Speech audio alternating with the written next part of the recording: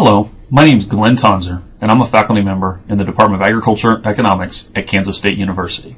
The purpose of this short video is to provide a quick summary of a project that I've worked on in collaboration with Jason Lusk at Oklahoma State University and Ted Schroeder and Michael Taylor here in the department at Kansas State University as well.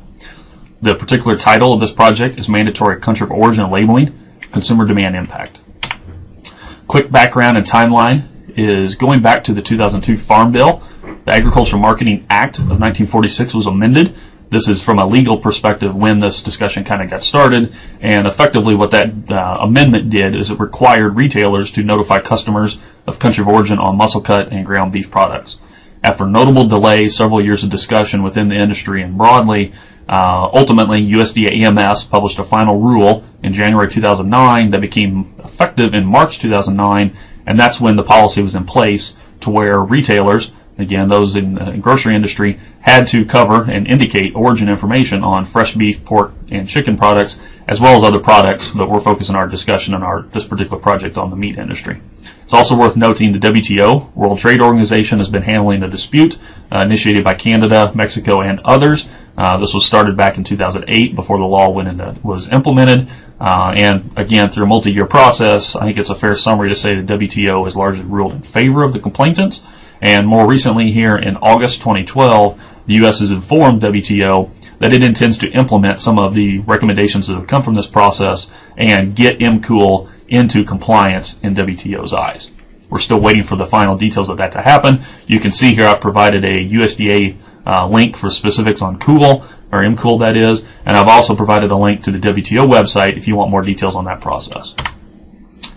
The proponents of MCOOL, and again to try to understand the multiple year debate that's been underway here, proponents have largely argued that consumers demand origin information, they want origin information, and they have a right to it. Opponents, on the other side of this discussion, have largely said the cost of providing that information or being compliant with MCOOL as currently written exceed benefits. So you have proponents and opponents that have led to a multi-year dispute over this issue. A lot of work was done before March 2009 when MCOOL became effective, assessing different components of the benefit-cost situation, assessing the accuracy of these different assertions from both sides, and just try to increase our overall understanding. However, what was missing was an ex-post assessment of consumer demand now that we know the specifics of MCOOL, now that it's been in place since 2009, and providing that was the main objective of this project. The approach we took was multifaceted. We conducted real money experiments in grocery stores with consumers in Texas. Then we conducted online surveys and experiments with a nationally representative sample of U.S. consumers and residents. And we estimated a host of meat demand system models using scanner data of MCOOL covered products to assess how demand may have been changed. Some of the key findings and implications from our over 2-year effort is demand for covered meat products has not been impacted.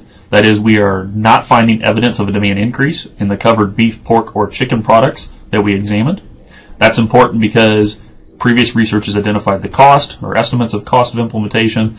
We identified no demand increase. That suggests a net aggregate welfare loss for the meat and livestock industry, spanning from producers to consumers.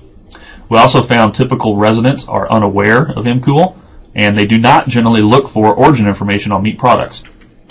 Another important finding, consistent with previous research, is if you ask consumers if they'd rather have a meat product carrying origin information or an unlabeled or a product that doesn't carry origin information, they will pick the labeled alternative. That's not surprising, and again, that's consistent with previous research. But what we also found is if you consider the possibility of alternative origin labels, such as what we have with MCOOL and such as what we have in a voluntary labeling situation as well, some important similarities develop.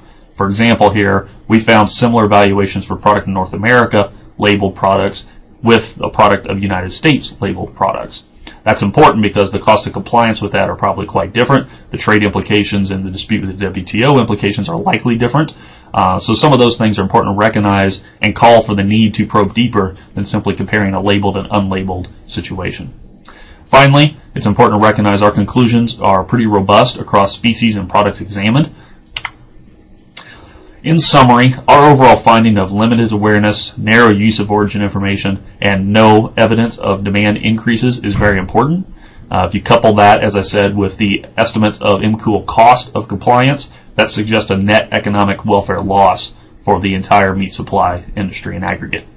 This finding is also consistent with the voluntary labeling argument that several have asserted for over a decade now, and that is, if the public truly valued origin information, we would have seen more voluntary labeling in advance of or before MCOOL, and we did not see that, and that is consistent with our general findings.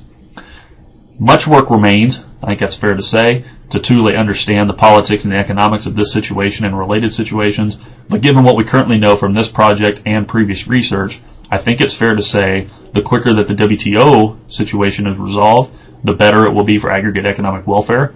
That is, if there's a cost of compliance within the U.S. and there's no offsetting evidence of demand increases, anything that eases that is likely to improve aggregate economic welfare within the U.S., much less more broadly with trading partners. It's also important to recognize previous research has identified the demand increase, aggregate demand increase that would be needed for beef and pork demand to cover or to justify the cost of MCOOL. Our finding of no evidence of that demand increase is very important in aggregate, but it's also important because it suggests that the segments of the U.S. livestock industry that have been the most avid supporters of MCOOL are probably the ones that have actually been harmed the most. Again, that's a consistent finding with previous research that says a certain amount of demand increase would be needed. If it didn't happen, producers would bear a lot of the welfare loss from this. The fact that we found no demand increase suggests that possibility may well have developed. Throughout these last few slides at the bottom, I've included an Ag Manager website. I call your attention to that because a fact sheet corresponding to this video, as well as research papers providing a lot more detail, will be posted there as they become publicly available.